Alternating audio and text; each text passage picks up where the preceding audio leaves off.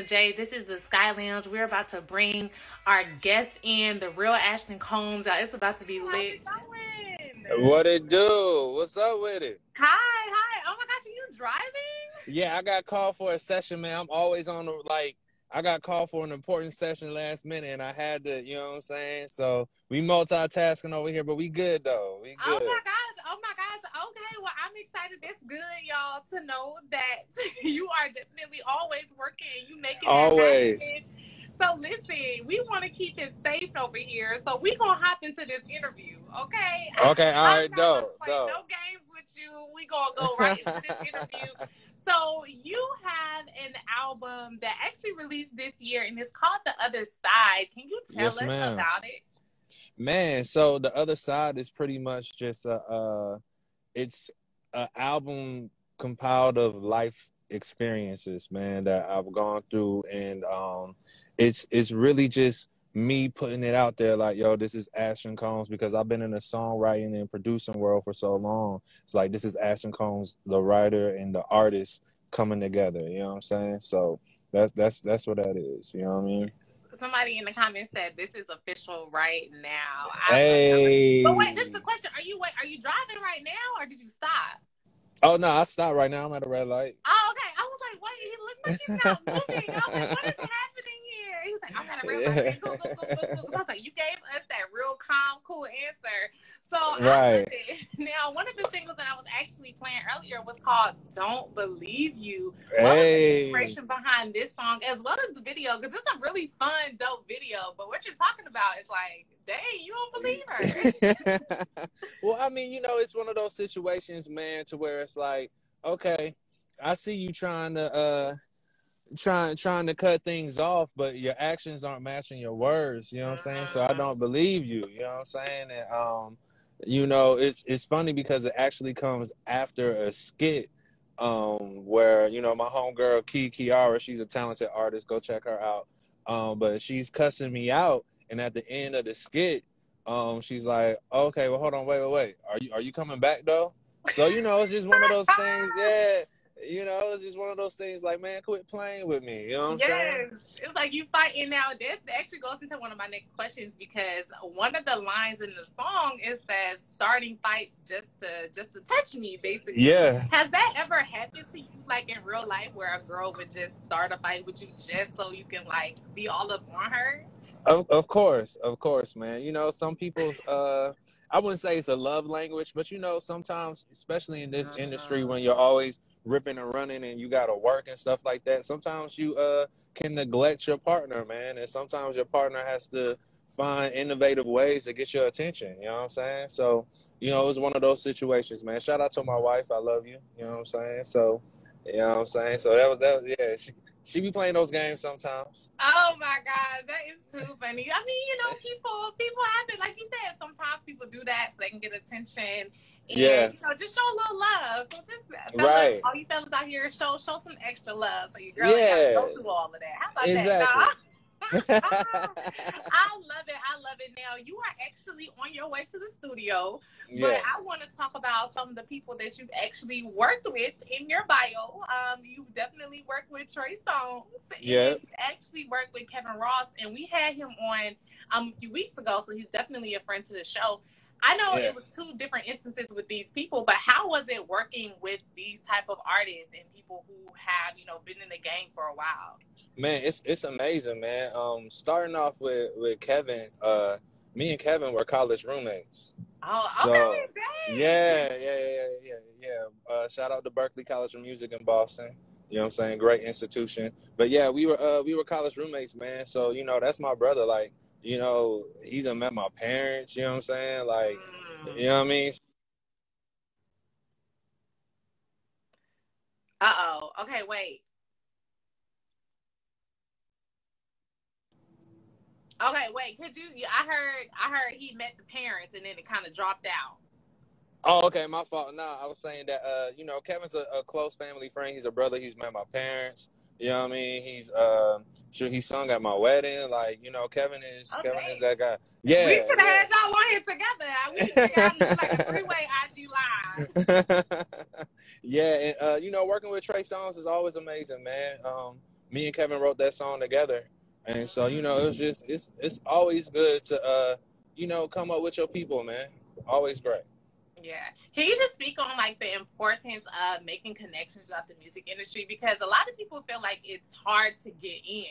But if you have a connection, it kind of be like, okay, it'll make it a little easier. So what's you like, can you give some advice on making connections and keeping those connections? Yeah. So I would say that, you know, it's super, super important to build relationships with people, man. It's super important to build relationships, maintain those relationships, and also, you know, understand that in networking is a give and take. So you can't just be asking, and, you know, want somebody to give, and you're not bringing nothing to the table. You know what I mean? People have to see value in you. People have to see that, you know, there's also opportunities for them to advance in their career as well.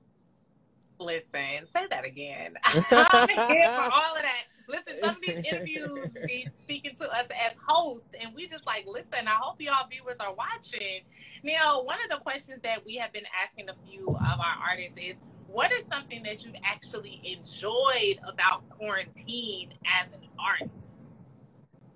Man, it gave me time to like really sit down and just hone my craft and really map out a plan of, you know, when you're your own PR person and, you know, you're your own producer, you're your own, you know what I mean? Like when you're a one-man band, you know, of course I got a team and shout out to my team, but, you know, it essentially starts with me.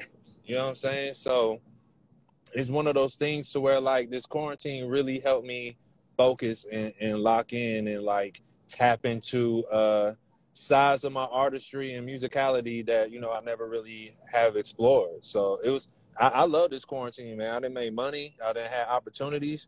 You know what I'm saying? Like, I feel like in 2021, we're going to see who really, really was out here working.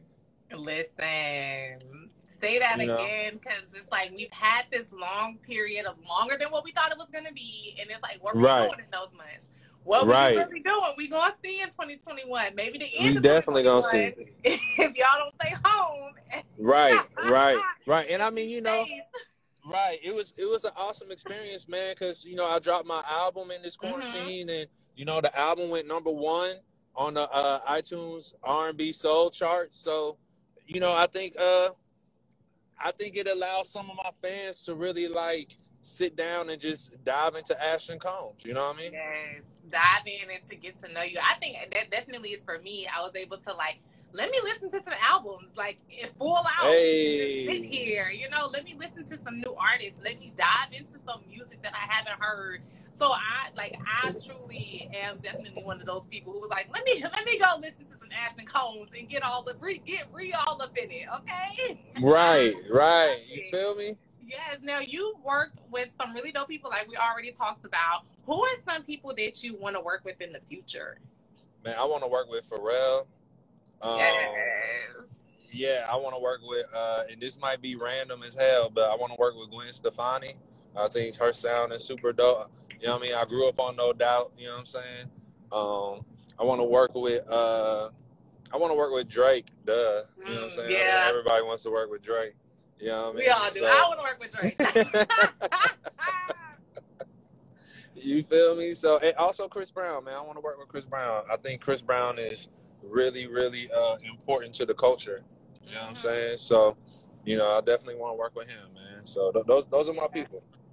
I see like the posts every now and then how people don't give Chris Brown his props because he really has done so much and has said so many #1s and has written and sung and be dancing. He has done a lot, and it's like, if y'all don't recognize this now, I don't know when you're going to recognize it. And it's just kind of like, he is a really dope he's a really, really, really dope and brilliant artist.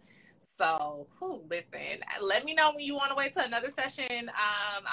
When you want to wait till a session with Chris and Drake, just call me up. Call Skyy Level Media. And be like, I got you. The inside scoop, because we need to know what's happening. So, what is next for you? We know you headed to the studio. So, what's next for you outside of going to the studio?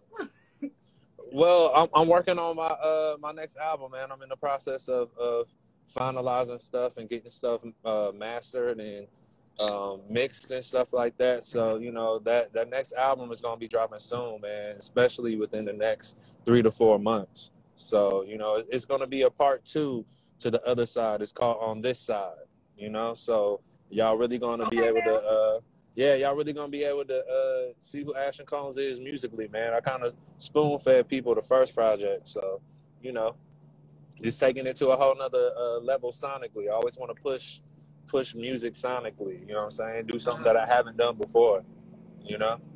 Well, I'm excited. Let us know when it drops. We will be watching so we can bring you back on so you can talk about the new album.